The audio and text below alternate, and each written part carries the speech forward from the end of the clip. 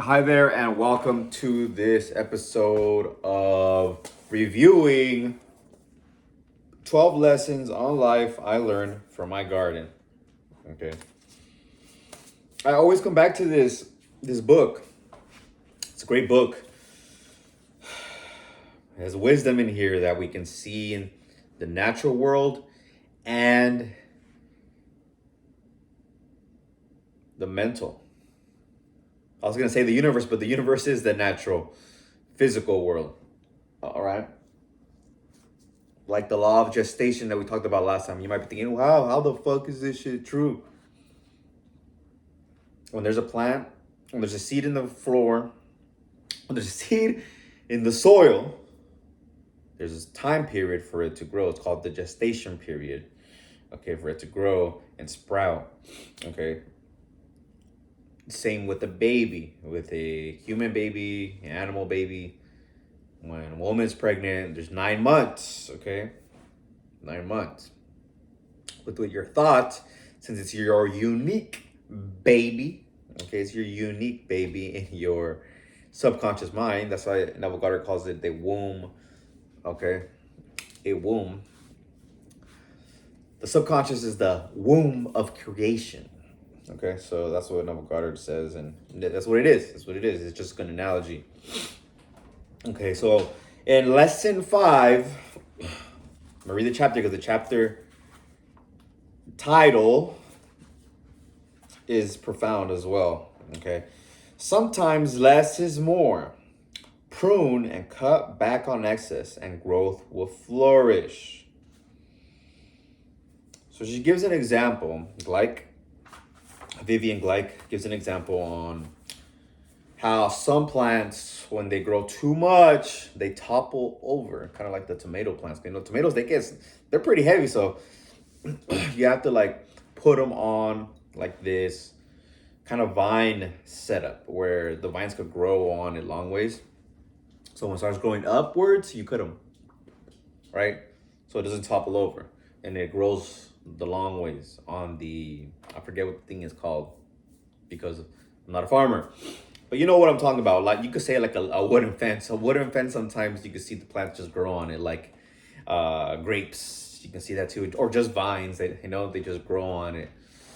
So because tomatoes are heavy, if they grow too high, they'll topple over.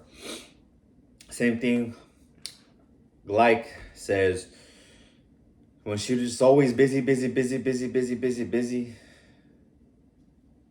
she neglects certain things. That's kind of the toppling over. She, for example, would neglect family and the kids in her family, her nephew. You know, one time her nephew said, hey, I think mom says you forget birthdays, or you forgot my birthday. Something to that effect. The thing is that she forgot birthdays, okay, because she's so busy. And to her, you know, her kids and her family are important.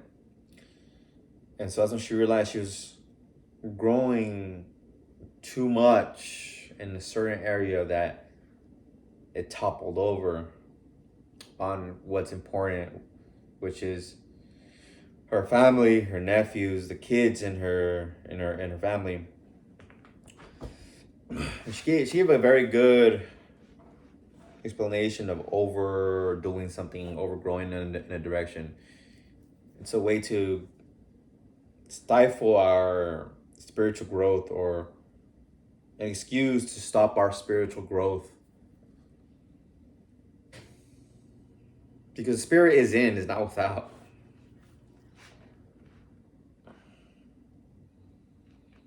So find what, and I quote, she says this in her book, the apple of your eye. What's the apple of your eye? When I said that to myself, I said, me. I'm like who's the apple of my eye? What do I cherish more above everything else?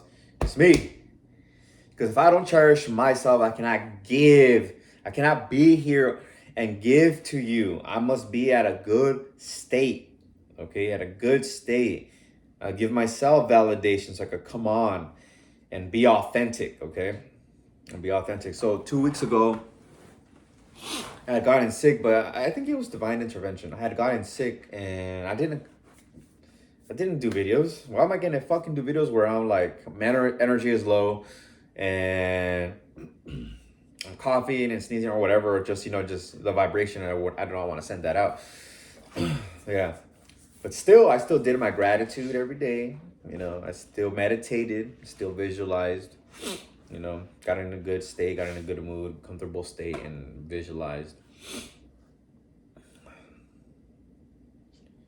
And actually, I did topple over. Holy shit! Because I was overworking myself, so my body's immune system dropped, what have you. And I realized I needed to make more loving relationships with my family, or I had to go speak to a certain family member who I had not talked to in maybe years, and I had to express and show that I still cared, okay, and I love him, okay, which is my uncle. And family is very important to me. It's very, very, very important to me. Okay. Just it always nourishes my spirit. Okay. So, in addition to the apple of my eye, which is myself, I also cherish my family. Okay. I also cherish that. And God, I always feel good when I go to church. After I go to church, I always feel good.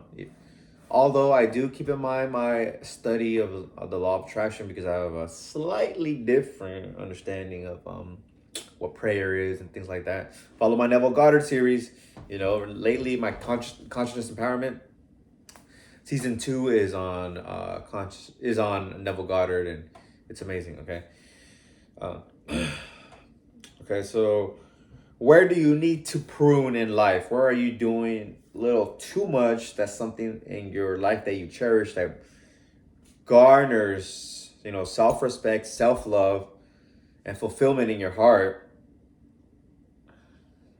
right? Is going down. Maybe you've never asked yourself this, who or what is the apple of my eye? What nourishes my spirit? So if you look up what is the apple of my eye, so what is something or someone that you hold high above everyone else? And it's me. For me, it's me, because, like I said, without taking care of me and giving myself self-validation, self-love, I can't go out and give that to people, because I'm seeking it. I'm seeking it exteriorly if I do not give it to myself. Okay.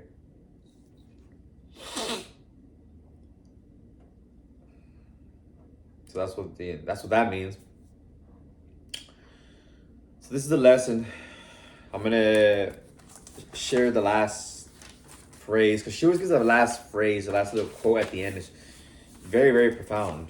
Just like the titles. The titles are profound. The center is just kind of like examples, and kind of gives you a way and perspectives to look at what she's saying, which is amazing. Maybe one day I'll write like this on wisdom. All right. So, quote, as hard as it is, when life starts growing wildly in every direction, get out those shears and skillfully snip away the excess that robs your spirit of essential growth.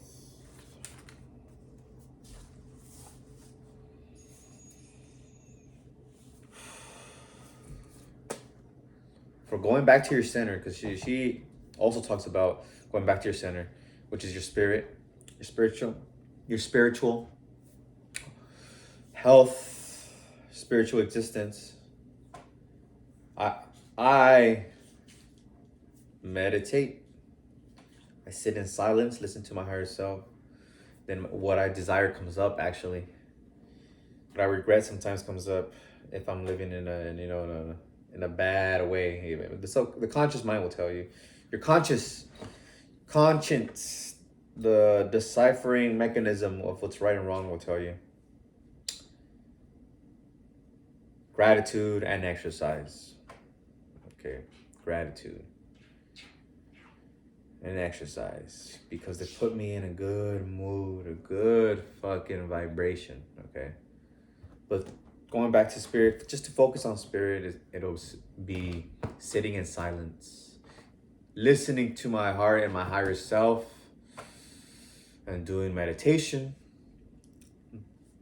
mindful breathing meditation to center me, literally because it makes me present. And then chakra activation. I think my chakra activation YouTube video is below. Check it out in the description. I hope you like this one. Make sure to follow to get the next lesson. I love you. Thank you for being here. Make sure to like, comment, and subscribe. And until next time, peace. I love you.